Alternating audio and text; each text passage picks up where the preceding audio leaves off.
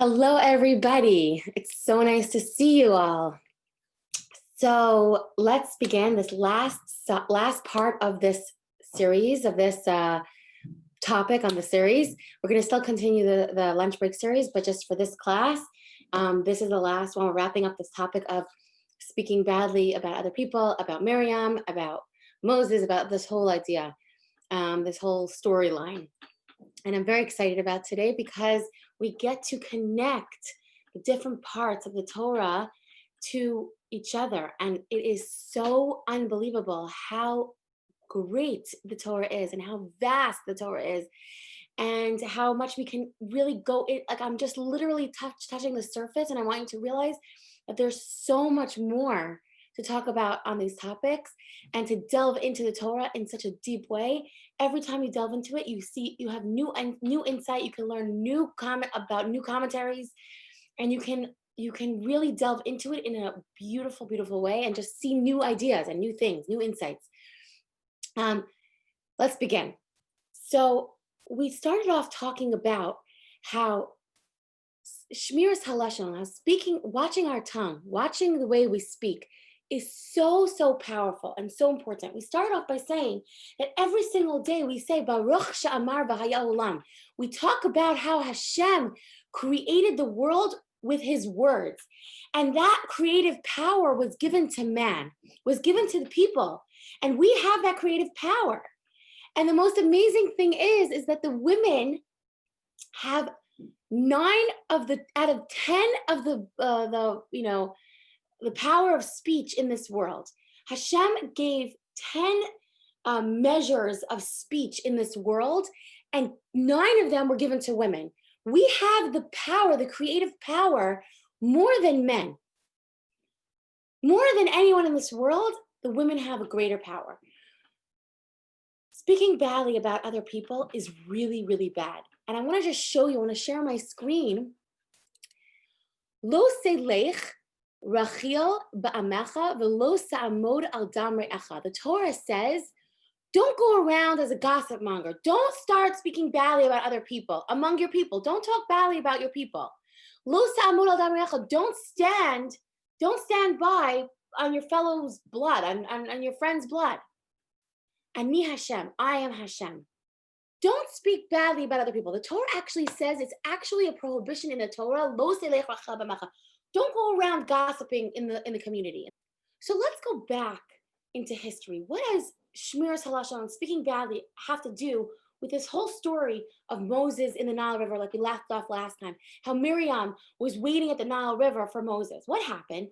We learned that Pharaoh decreed that all baby boys have to go to the Nile River, have to be thrown in and drowned. He was very creative. He used his creativity. He didn't just say, like, shoot them up, kill them. He said, no. You can keep them. Just put them in the Nile River. Put them in the Nile River, and a lot of them obviously drowned because the Nile River was like a raging thing of water, right? Body of water. So Moses is put into the Nile River, and of course Miriam's standing by, and Batya, the daughter of Pharaoh, Hitler's daughter, saves him, which is such a crazy story. Moses had a really hard life. He ends up growing up in the palace of the king, which sounds like a great thing, but it really wasn't, because he was taken away from his family. He was taken away from his parents, his siblings, his own community. And even though he was brought up like a Jew because his mom was there and his sister was there, and Baya allowed him to be brought up like a Jew, he still didn't live within the Jewish community. And he grew up and he got married and he left town, and all of a sudden he turns 80 years old and he comes back to Egypt to check out what's going on. And what happens? He sees what's going on with the Jewish people. And the Torah specifically talks about this idea because Moses was so empathetic. Even though he grew up in a palace and he grew up with so much, he still was able to put himself on the level of the people that were around him. Even though he grew up with so much and he was so, quote unquote, spoiled in the palace compared to his fellow Jews who were being tortured and enslaved, right? So I want you to see it again inside. It says, "Vayehi bayamim ha'hem," and it became, the days came after some time. Vayigdal Moshe. Moshe grew up. Vayetzei al achav, and he went out to his brothers. Vayar b'sivosam, and he saw their pain. He felt their pain on his shoulders. Vayar ish mitzri, and he saw an Egyptian man. Makeh ish ivri me'achav. He saw an Egyptian killing his friend, his Jewish brother. This is what he sees. He doesn't just see it. Vayar b'sivosam, he feels their pain. When they were being beaten, he actually felt what it was like. He put his mind and soul into that. He felt it. He was emotional about it. Like when he saw somebody I always see this when we're talking about feeling other people's pain. When he saw an Egyptian hitting another Jew on their back and they had sores all over his back, he saw that pain and he felt it. And he said, oh my gosh, that must burn on their backs. All those cracks and these beatings and their bruises. And when they put their clothing on, probably they could feel it rubbing against their back. And he really went into their pain and really felt what it was like to be in their shoes. Not just being like, oh, I feel so bad for them, but really feeling that pain. And he saw the Egyptian killing and hitting another Jew, one of his brothers. Vayifen, this is such an important part. Vayifen kol v'chol. And he looked both ways. He looked around him. Anybody checking me out? Anybody looking? Anybody around? Vayar ki ein ish. There was no man. He saw that there was no man. Nothing. No one was watching him. So what did he do? Vayach es hamitzri. He killed the Egyptian. Vayitminehu bachol. And he hid him in the sand. He hid him in the sand. He killed the Mitzri, he killed the Egyptian, and he hid him in the sand. What happens next? And I want to share my screen again so that you can see the power of this story because it's so powerful. Vayetze. And he went out. Vayom hasheni. The next day, he went out. Vihine shnei anashim. And there were two men. Ivrim nitzim. There were two Jewish men that were fighting. Vayomer LaRasha, and he said to the one that was instigating the Rasha, the bad person, Lama sakarecha, why are you hitting your friend? And what does the friend say? The friend says, Vayomer, and he says, Mi samcha la'ish sar v'shofet aleinu. Who put you in charge of us? Who made you the judge of us, the chief ruler of us? Hal hargeni ata? Omer kasher harakta es hamitzri? Are you going to kill me like you killed the Mitzri, the Egyptian? But didn't we say before, Vayifen ko v'cho, he looked both ways, Vayar ki einish, and he saw that there was no one there? All of a sudden, we see over here, the next day, there's who knows? Could be, everyone knows. He realized when this Jew tells him, who do you think you are, Moses? You think you can just be our leader? You think you're the chief ruler? Who made you the ruler over us? Are you going to kill me like you killed the Egyptian? Are you going to kill me like you killed the Egyptian? And Moses got scared. The Torah says and continues on, Vayira Moshe, and Moshe was afraid. Vayomar, Achein noda hadavar. Now, and he said, Moshe said, now I know. Now I understand this matter. This matter is known. Firstly, why is he afraid? What is he afraid of? So let's just answer that quickly. Moses was afraid for himself. Literally, he was scared that the Jews were tattletaling on each other. And they were telling on him, on Moshe, on their own brother, to Pharaoh, hey, you know what? I know the person that killed that Egyptian that you're missing. It was a Jew. He killed him. And all of a sudden, Pharaoh is going to say, oh my gosh, what's going on? There's some sort of rebellion happening.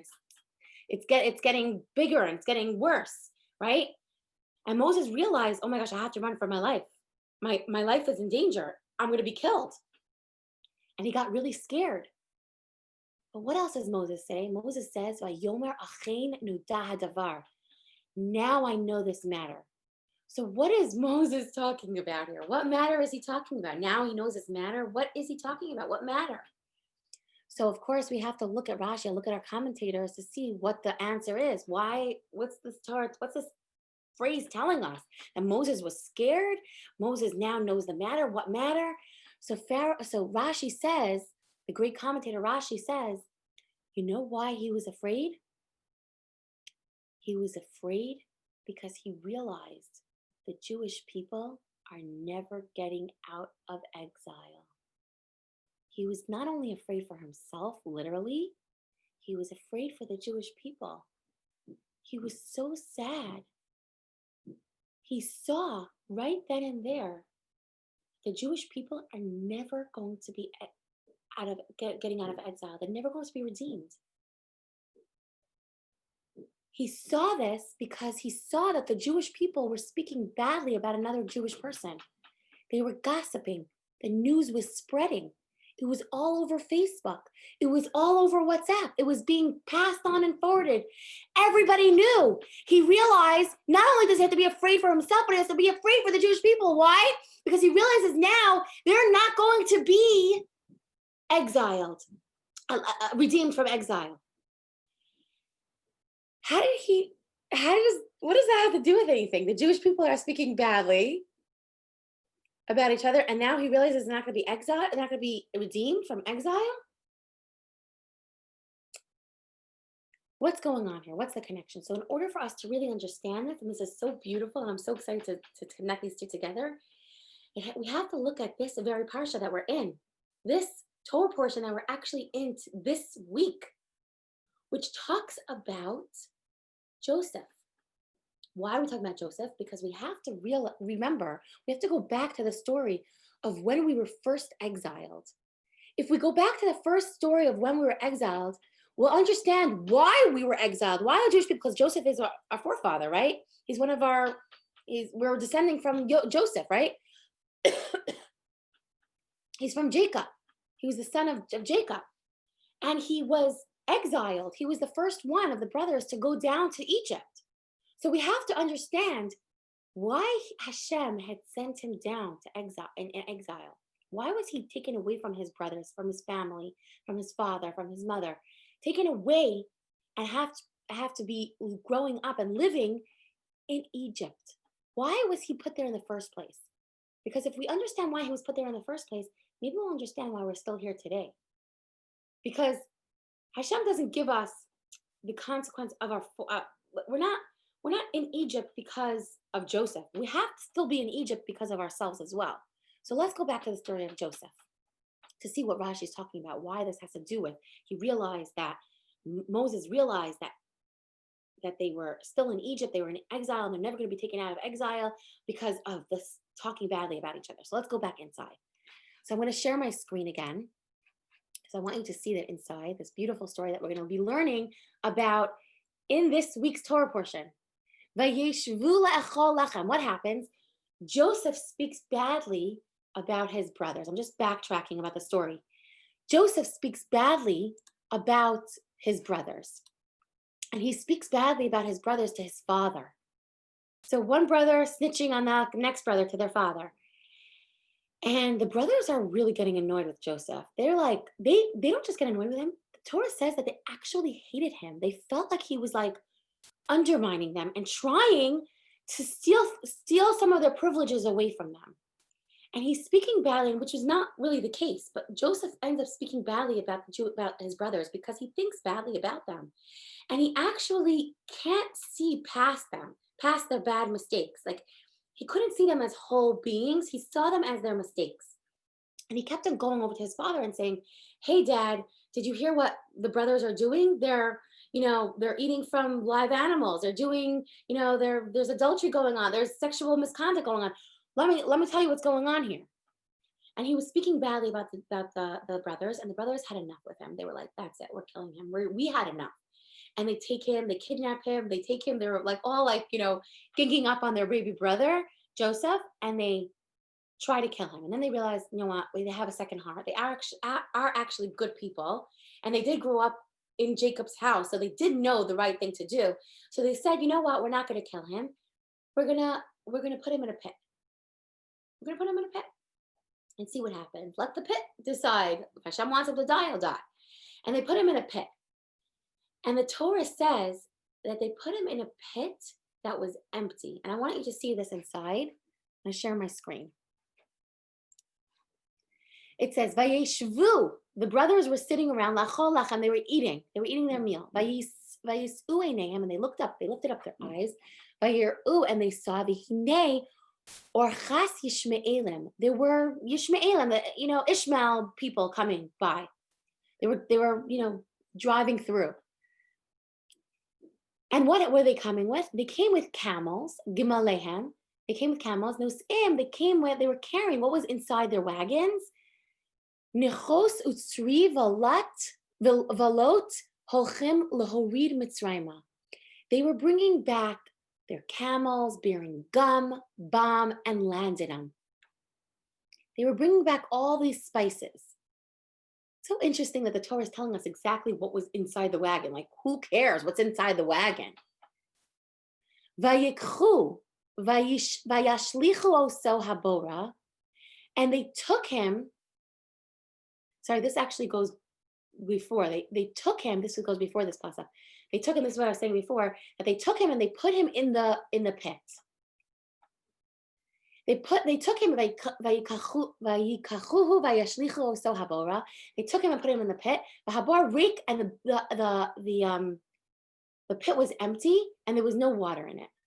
So there's a few things here. Number one is, why is the Torah telling us all the spices that were in the wagon?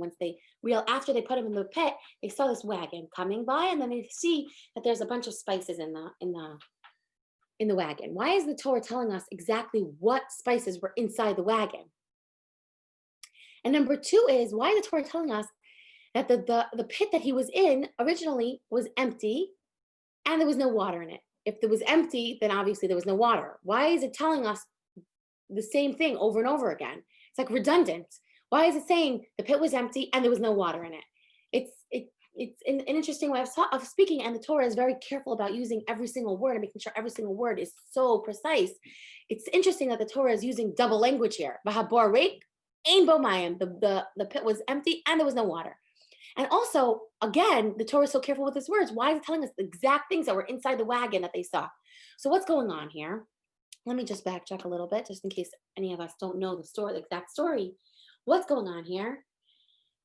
The brothers put him in the pit. They put him in this empty pit. There was no water in it, right? Empty pit, no water. Why is it telling us? We're going to go into it in a minute. Then they're like, oh my gosh. They look up and they see these Ishmaelites coming by, and they have wagons. What's inside the wagon? Some spices. What's the spices? Specific spices that the Torah tells us what specific spices. They lift up their eyes and they decide in the end, we're not going to get into this part of the story, but they end up taking Yosef out of the pit. Two of the brothers did this. They took him out of the pit and they sold him to the Ishmaelites because they knew that he was going. They were Lahorid Mitzrayim. They were going down to Mitzrayim. They're going down to Egypt. And they put Joseph in this wagon, and they sold him to the Ishmaelites.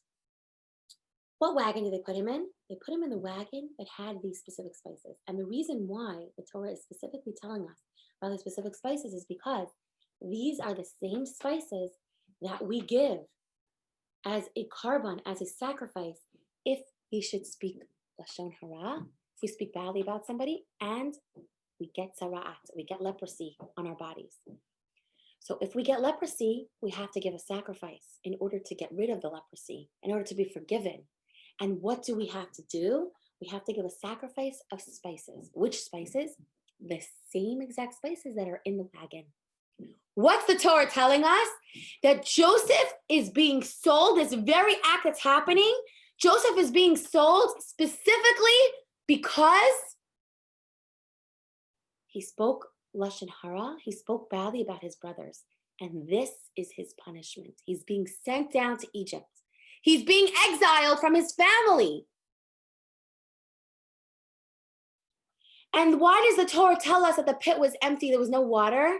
Obviously, there was no water and if it was empty, but the Torah is trying to teach us when there's no water in it, it doesn't necessarily mean that it's empty, like, there's nothing in the pit. It means that the things that are in there are living without water, that don't need water. What doesn't need water that lives in a desert, pit?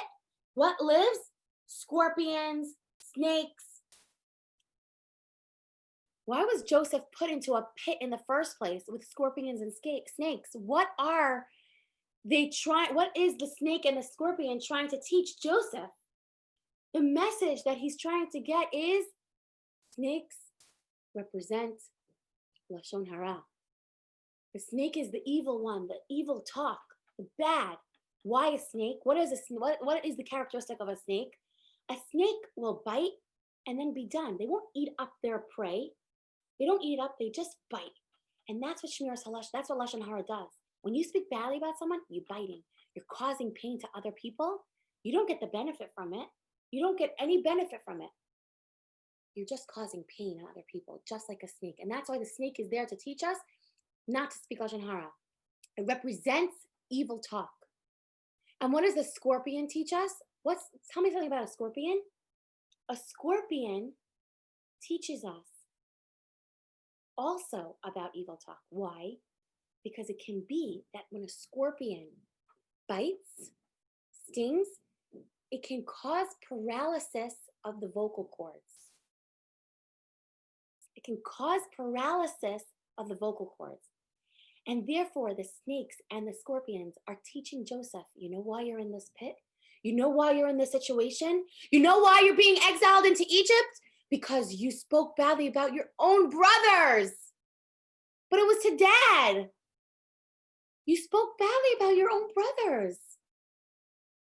And therefore, this is your punishment. This is the consequence when you speak badly.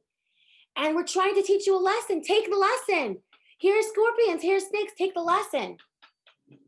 Here's a wagon full of spices that you have to give to sacrifice for speaking badly about people and getting leprosy. That was the message of Joseph.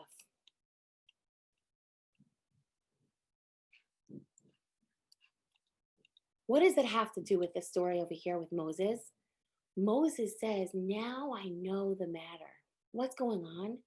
He saw that the reason why we were exiled in the first place was because of our great-great-grandfather Joseph. Joseph was put into exile because he spoke badly about people. We're still in exile because we're speaking badly about people. Moshe felt their pain. He really went in there and he said, Hashem, what are we going to do? How are we going to get them out of Egypt? What merit do they have? And the Sfas Emes, which is a commentator on the Torah, the Sfas Emes says that when you speak Lashon Hara, you give away everything of yours. You have nothing. All of your mitzvot, all of your good deeds are given to the person you spoke about. When you speak badly, all your things are taken away, all your good things, and you start fresh. You start like this, giving away all your good things. You have to start all over again. And Moses says, how are the Jewish people going to merit to get out of Egypt if we're still speaking badly? We're still making the same mistake. How are we going to ever get out of here? And he really, really was afraid for the Jewish people. He was afraid that they were going to still be stuck there. Eleanor Roosevelt, to separate the two from all the great, commentators of the Torah, but Eleanor Roosevelt said, great minds discuss ideas, average minds discuss events, and small minds discuss people.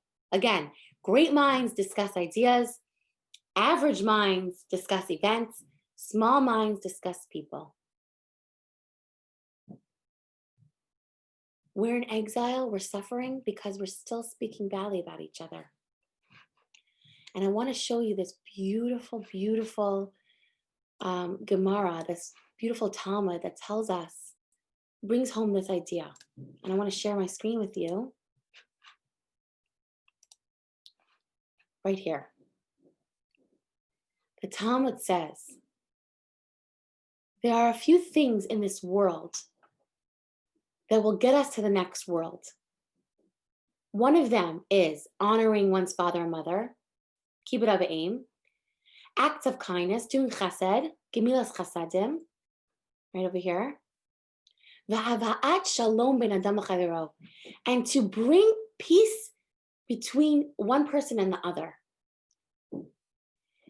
And the Talmud says, but Torah study is equal to all of them. Talmud Torah keneged kulam. Studying Torah is equal to all of them. Take them all and put them in a basket that's all equal to learning Torah. That's how great Torah learning is. And then there's a mirror image of this same exact idea of things that take us out of this world to the next world for good. And there's terrible things that we could do also that take us away from getting Olam Haba, getting the next world. And what are they? The Talmud says, and this, you have to see this inside just to believe me and to see how scary this is. Idolatry, avodah zarah, sexual perversion, and murder. Terrible, terrible things. And what does the Talmud say? And slander and lashon hara keneged kulam. And what's equal to all of them? Speaking bad about another person. When we speak badly about another person, it's like murder. It's just as bad as murder. Speaking badly is so bad. And that's the message of Miriam. And that's why every morning we have to wake up and say, Zachor es asher asa Hashem lokacha leMiriam. We have to remember what Hashem did to Miriam. When she spoke badly about her own brother, to another brother, someone who she loved, who she cared about, and was still punished severely, that the whole entire Jewish nation had to wait for her to heal. She was such a powerful woman, but she shows us the power of a woman, that we have the power in our words to create. And nine of the speaking measures in this world were given to women. And Miriam teaches us this lesson. And that's why Moses is saying we're still in exile, because we're still doing the same mistake. We're speaking badly. We're speaking badly about each other. And that's maybe why the Talmud says that we're still in Galut today. We're still in exile today because there's baseless hatred. We're biting like a snake. We're not getting any benefit. We're not eating the prey. We're not getting any good from it. We're just speaking badly and hurting other people. And when you speak badly here, you affect someone somewhere far away, because spiritual effects aren't time-bound, aren't space-bound. We can create something in Toronto for something in Israel. We have the power to create because we have a little bit of Hashem in us. At Tselem Elokim, we have a piece of Hashem.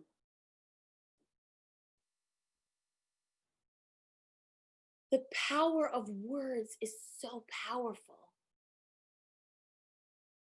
And I want to leave off with this idea. I want to close this topic with this idea. To not just be inspired, because it's one thing to be inspired. It's another thing to actually keep the inspiration.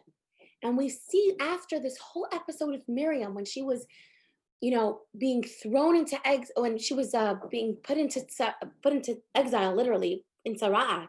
She had Sarat and she had to be exiled from the whole entire community. We see from Miriam that we can't speak Lashon Hara, but the Meraglim, the spies, right afterwards, speak badly about Israel. They don't get the message of Miriam. And that's a powerful message, that we have to remember the message of Miriam, that we can't speak badly. And it's not enough to see it and to be inspired, because they were all there. All the spies, all the Meraglim were there, and they were inspired, and they probably walked away saying, oh my gosh, could you imagine? Miriam barely spoke anything about Moshe. It's her brother. And she was so badly punished. I have to be so careful. And they all walked away so inspired, but yet they still made the mistake right after, immediately after. And the reason why they made that mistake immediately after is because it's one thing to be inspired, it's another thing to keep that inspiration. And in order to keep that inspiration, you have to take something upon yourself. So it's not enough to sit here and watch and listen to Zoom class and be part of the Zoom class and to listen to hear the inspiration of the Torah and to be and make it relatable. It's another thing to say, you know what? How can I be different? How can I change and be and take that little the inspiration from Miriam and remember what I'm supposed to be doing every single day and to wake up in the morning and say, I don't want to speak badly about people. I don't want to be the cause for still being in exile. I don't want to be the cause of something bad happening. I want to be the cause of something good happening somewhere else.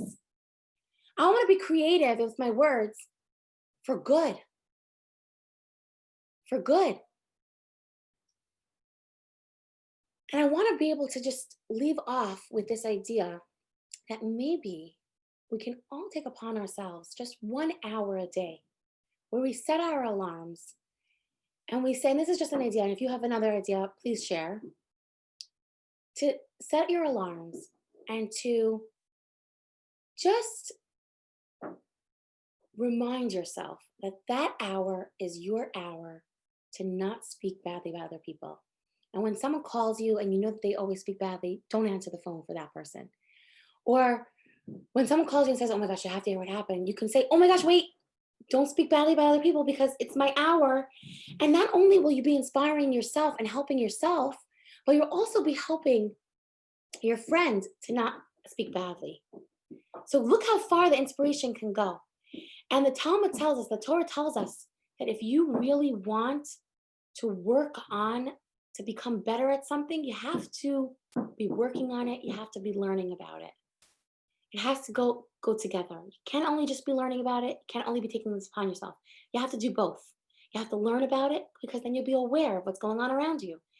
And when you're aware, you can suddenly take something upon yourself and not commit that bad thing and do that bad thing.